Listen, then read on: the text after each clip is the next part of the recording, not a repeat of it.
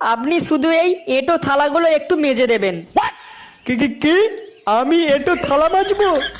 শেষে আমার কপালে এটা ছিল, লোকের এঁটো বাসন মাজবো আমি?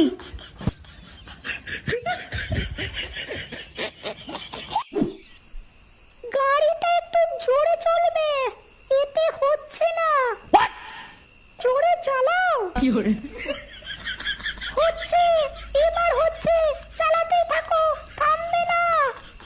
করাচ্ছি তোকে খেলা।